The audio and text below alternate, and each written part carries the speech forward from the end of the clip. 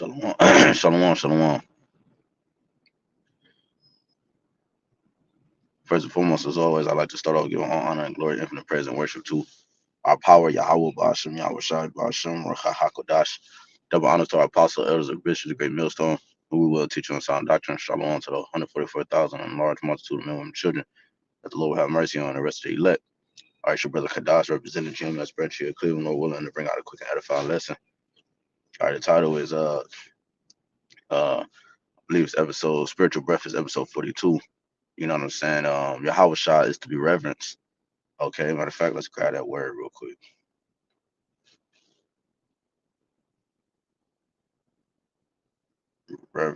Reverence.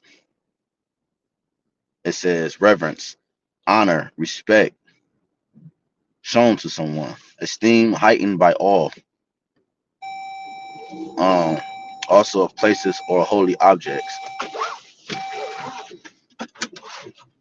It says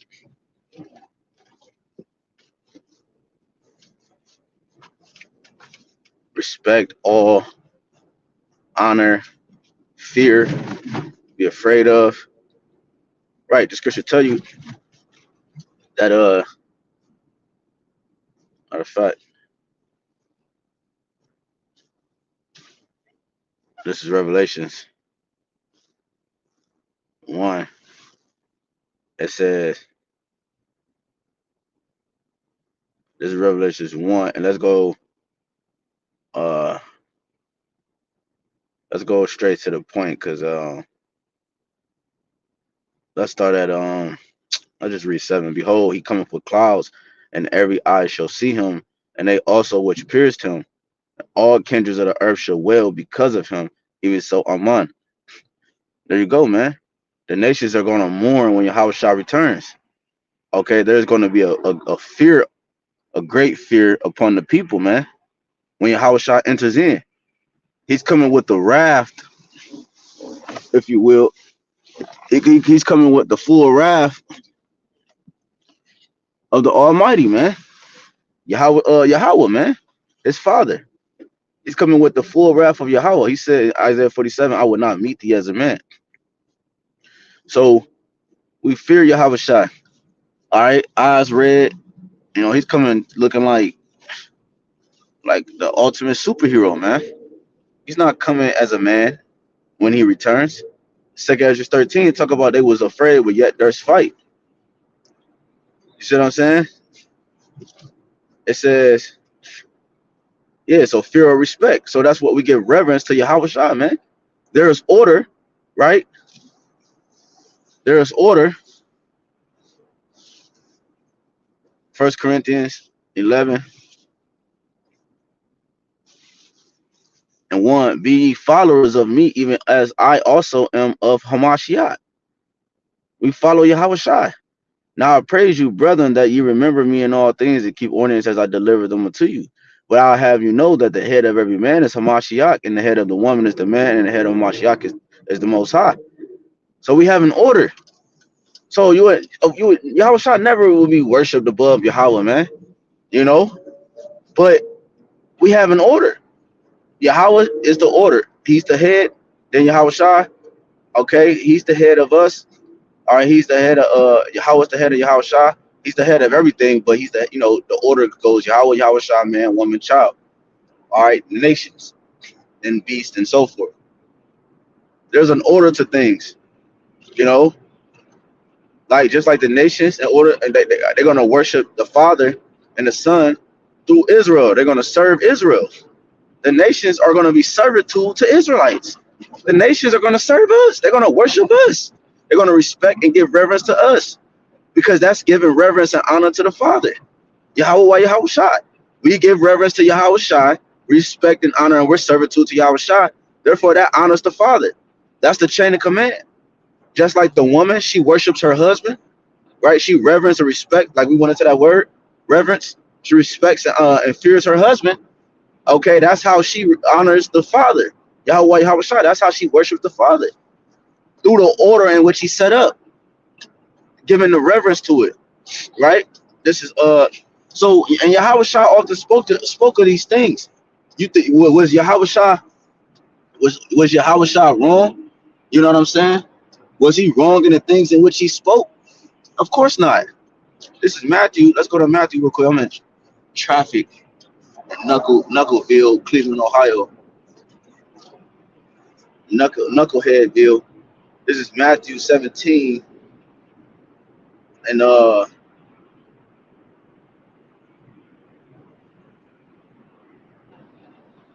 gonna just go straight to the point because this is dealing with the tabernacle. All right, when they built 3 tabernacles for Moses, Yahawashi, and Elijah, they thought it was 3 people, but it was actually Yahawashi. He transfigured into 3 forms, okay, which was a representation of the law, which was Moses, and Elijah representing the prophets, okay, and Yahawashi uh, representing the mediator between the 2, okay. All right, he represented the being above the law and the prophets. He represented being between the 2, the mediator, being the head, okay, being the word and the embodiment of what those things entail. Okay, that's why when he looked up, it was only Yahawashi only. But what did the Father say in this instance? Matthew 17:5. While he yet spake, a bright cloud overshadowed them, right? And behold, a voice out of the cloud chariot, which said, "This is my beloved Son, in whom I am well pleased. Hear ye him." Right? This is my beloved Son, in whom I am well pleased. Hear ye him. Right? Hearken unto him, man. Listen to what he said. I'm well pleased with his doings. I'm well pleased he's fulfilled his mission and what I've written for him to do. He's fulfilled his lot.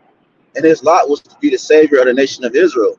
All right, first by the bringing back the first fruit, the gathering of the elect, the AHBANAWA from the beginning, and then and bringing forth back our nation in righteousness after that. The nation comes back in righteousness through the first fruit, through the elect. Okay, the gathering is happening now. Okay, and it's going to be manifested to who the gathering was for soon come. That's what is coming to the earth. The revealing of the gathering, who the gathering was for. So the worship, the reverence, respect. Yes, we reverence and worship Yahawashi, man. Not on the level of Yahweh, but we worship Yahawashi, man. That's clear as day. Why do we got to go into details about us worshiping Yahawashi on the same level as Yahweh, man? Like, come on, man. That's Hebrew Israelite 101. You know? You're supposed to understand that, but these guys who nitpick and in it for vendettas and, you know, vainglory, they're gonna use these type of things to actually try to demonize the true men of the Lord. This is a dumb argument, man. This is real stupid. But this is how the wicked scribes and Pharisees often acted during Yahawashi time when he walked the earth. They will always try to nitpick and try to bring out false accusations and stupid little things to try to make a bigger argument to prove their point. Okay, and it would never work. Because it will be stupid. The true men of the Lord will expose it. So these different arguments that these camps is coming up with, you know, they're just modern day wicked scribes and Pharisees, bringing up old arguments or weird arguments are to try to justify their point. But we reverence Yahawashi, man. You know what I'm saying? It was commanded for us to do so. He said, "Hear ye him." You know, hear ye him. Philippians, grab this real quick. Philippians 2.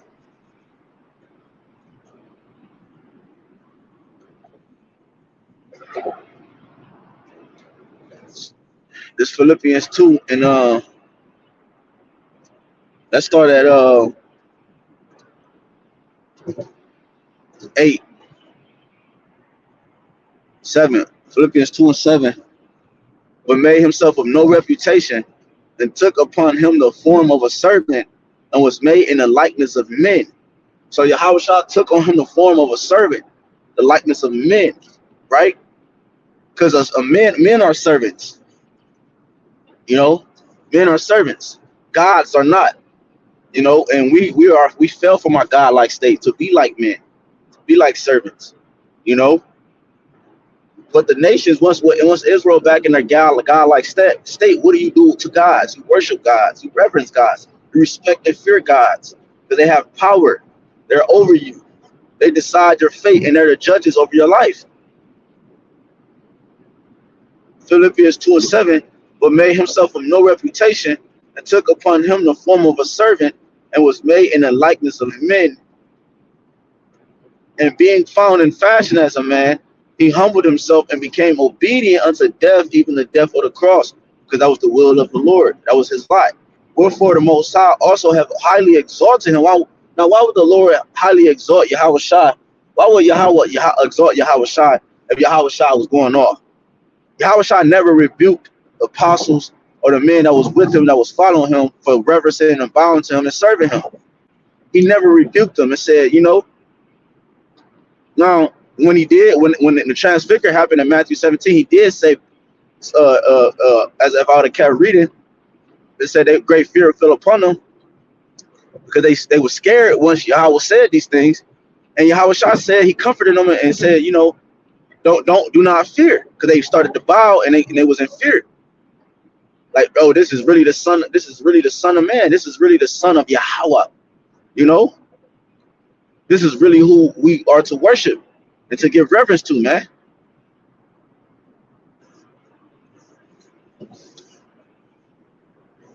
It says, wherefore the Most High highly exalted him and gave him a name which is above every name.